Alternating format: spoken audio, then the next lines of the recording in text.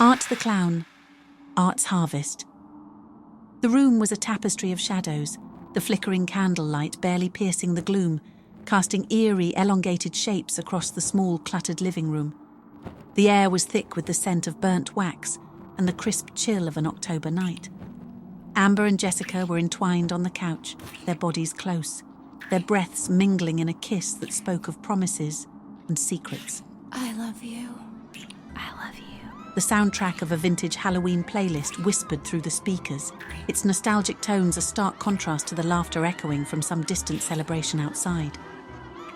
For a fleeting moment, the world beyond their embrace seemed irrelevant. Amber's touch was possessive, her fingers tracing the contours of Jessica's spine, her kiss deepening from tender to ravenous.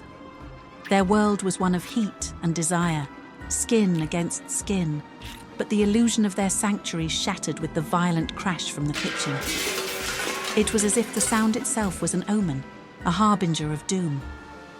Jessica's eyes snapped open, a question forming on her lips. "Did you hear that?"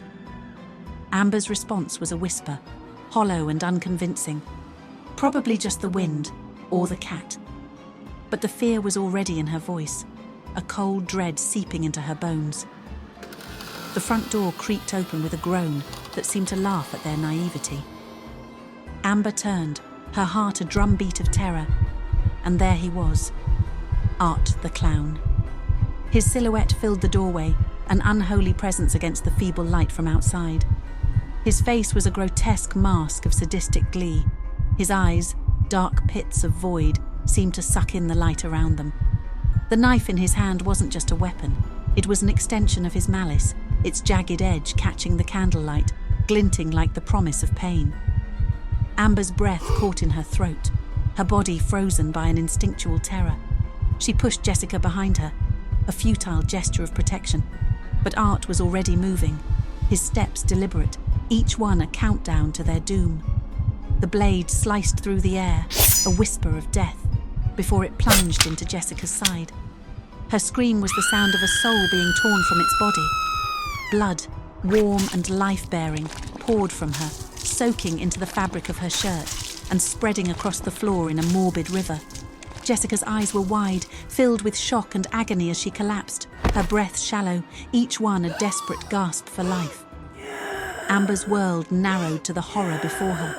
She tried to move, to act, but her limbs felt like lead. She grabbed for anything, a vase, its cool porcelain a brief comfort in her hand. She swung it towards Art, but his grip on her wrist was like iron, twisting until she felt her bone might shatter. The vase crashed against the wall, its pieces scattering like her hopes. Art's grin widened, his eyes lit with a perverse joy as he pressed the knife to Amber's throat, the steel cold against her skin. But the terror was just beginning. With a cruel, deliberate motion, he carved a gash down her arm, the skin parting under the blade, blood spilling in a torrent. The pain was a white-hot agony, but it was the fear that truly crippled her. Jessica lay motionless now, her life seeping away, her once vibrant eyes now dull and staring. The room filled with the stench of blood, of fear, of death. Art, with a casual brutality, yanked Amber by her hair, bringing her face close to his. The smell of decay and blood was overwhelming. His breath was hot against her cheek as he savoured her terror, the knife now teasing at her jaw, a prelude to the final act. Then, the silence. An eerie calm before the storm, where every second was filled with the knowledge of the impending end.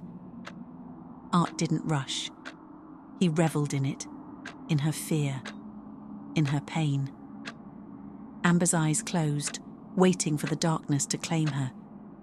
But Art didn't just want to kill. He wanted to destroy, to dismantle their humanity piece by piece. With a final brutal twist, he plunged the knife into her chest, her heart the last to feel the cold steel. As life left her, Art stood, his work done, blood dripping from his hands. Then he made his way into the night, a promise of more horror to come.